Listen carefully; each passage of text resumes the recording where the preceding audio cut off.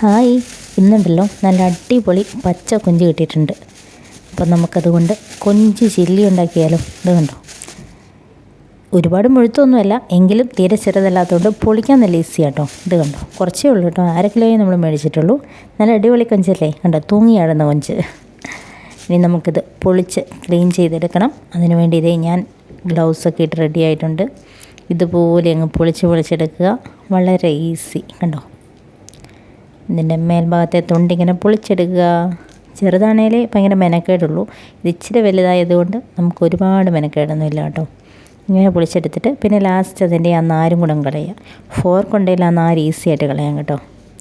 നമുക്കിപ്പം ഫോർക്കില്ലാത്തതുകൊണ്ട് ഞാനൊരു കയ്യിലുള്ള ഒരു ആയുധം വെച്ചാൽ ഇത് കളയുന്നത്. കണ്ടോ, തലയടക്കം ഞാൻ എടുത്ത് കളയുന്നുണ്ടേ. ഇതേ, ഇനി എവിടെ എത്തി ആ നാരും കൂടെ എടുത്ത് കളയണം. എൻ്റെ പപ്പടം കുത്തി വെച്ചാണ് ഞാൻ ഈ നാരെടുത്ത് കളയുന്നത്. അതേ ഗൈസ്, നമുക്ക് നാര് കിട്ടിയിട്ടുണ്ട്.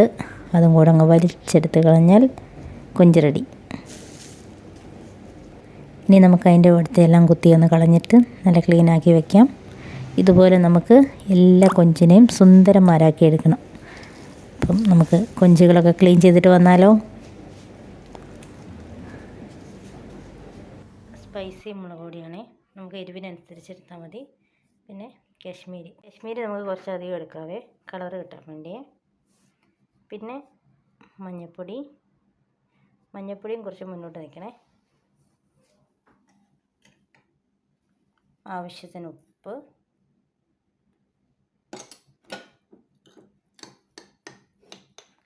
ഇഞ്ചി വെളുത്തുള്ളി പേസ്റ്റ്.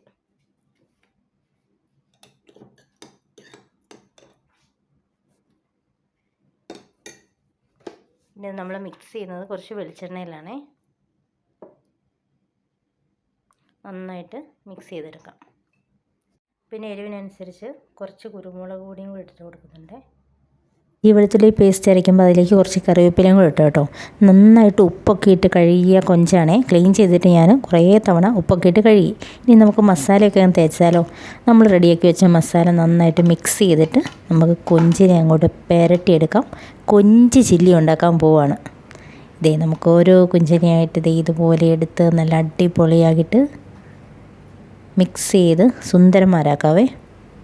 നന്നായിട്ട് മസാല മിക്സ് ചെയ്തതിന് ശേഷം ഉണ്ടല്ലോ, ഒരു 1/2-3/4 മണിക്കൂർ റെസ്റ്റ് ചെയ്യാൻ വെക്കണം. എങ്കിലേ മസാലയൊക്കെ നന്നായിട്ട് പിടിക്കത്തുള്ളൂ. എന്നിട്ട് എണ്ണ വെച്ചു, എണ്ണയിലേക്ക് കറിവേപ്പില ഇട്ടു. പിന്നെ നമുക്ക് കൊഞ്ചിനായിട്ടങ്ങ് വറുത്താലോ.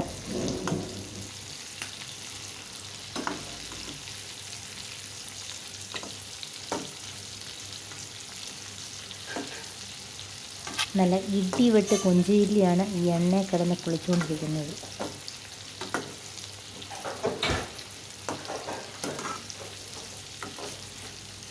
കൊഞ്ച് ഫ്രൈ ചെയ്യുമ്പോഴേ ഒരുപാട് ഫ്രൈ ആയി പോരുതേ. പിന്നെ അത് ഇച്ചിരി കട്ടി പോലെ ആയിപ്പോൾ റബ്ബർ പോലെ ആയിപ്പോൾ. അതുകൊണ്ട് അതിൻ്റെ ഒരു പാകത്തിനെടുക്കണേ.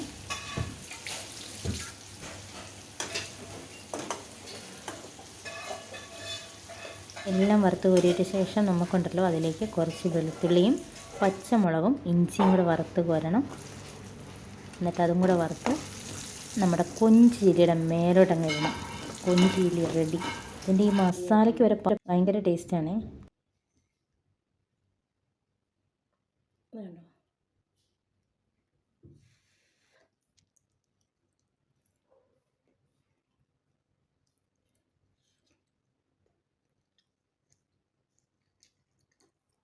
പൊളിയാണ്. നല്ല സൂപ്പർ, നല്ല ടേസ്റ്റ്. ഓ, ഞാൻ ഉണ്ടാക്കിയോണ്ട് പറയല്ല, അടിപൊളി ടേസ്റ്റ്. ഒന്നും പറയല്ല, അടിപൊളി ടേസ്റ്റ്. നോക്ക്,